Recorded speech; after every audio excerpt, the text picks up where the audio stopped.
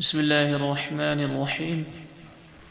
الحمد لله رب العالمين، والصلاة والسلام على رسوله الكريم، أما بعد.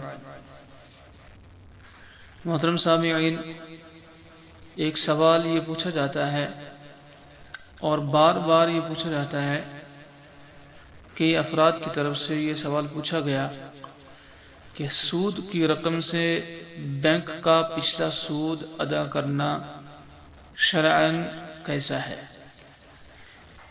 مطلب یہ ہے کہ کسی شخص نے بینک سے لون لیا اور اس پر اسے انٹرسٹ لگا، سود پڑا، اس کی ادائیگی وہ اپنے اس پیسے سے کرنا چاہتا ہے کہ جو اس کی رقم بینک میں تھی اور اس کی رقم پہ اس کو بینک نے سود دیا. جو سود اس کو ملا ہے وہ اس سود کے پیسے سے جو سود اس کو لگا ہے اس کو ادا کرنا چاہتا ہے. شرعاً اس کا کیا حکم ہے؟ تو یہ مال حرام ہے.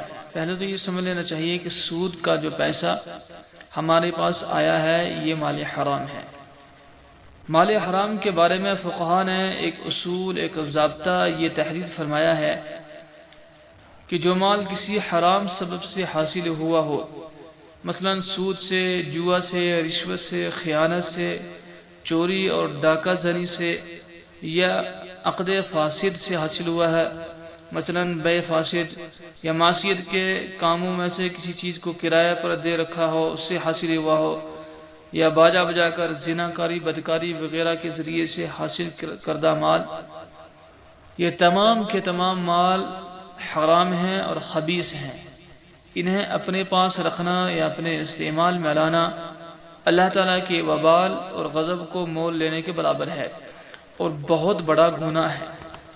لہذا اس کا حکم یہ ہے، اولاً تو اسے مالک تک پہنچانے کی کوشش کی جائے جس مالک سے وہ حاصل ہوا ہے، جس کا وہ ہے حقیقتاً. اگر اس کا مالک معلوم نہیں ہے یا معلوم تو ہے مگر مسافت بہت دور کی ہے کہ اس تک پہنچنا دشوار ہے، ناممکن ہے، یا یہ ہے کہ شرعاً مصلحت لوٹانے میں کی نہیں ہے،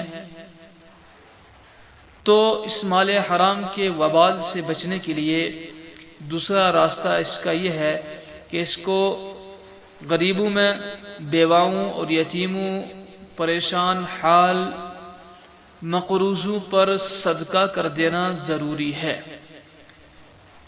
لہذا بات سمجھ میں آ گئی کہ اس سودی رقم سے جو ہمیں حاصل ہوئی ہے، ہماری یہ رقم پر جو ہمیں سود ملا ہے، اس سودی رقم سے بینک کا پچھلا سود ادا کرنا جائز نہیں، اس لیے کہ اس صورت میں اس مال حرام کو اپنے ہی استعمال میں لانا پایا جاتا ہے، جبکہ مال حرام کو اپنے استعمال میں لانا یہ اللہ تعالیٰ کے وبال کو دعوت دینا ہے.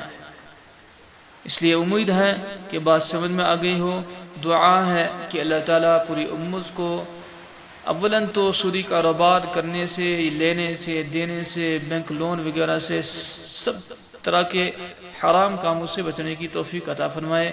اور اس طرح کا ارتکاب ہو گیا ہے تو اس مسئلے میں کہ سودی رقم سے ہم سود کو ادا کریں، اس سے بچنے کی توفیق عطا فرمائے. آمین ثم آمین یا رب العالمین.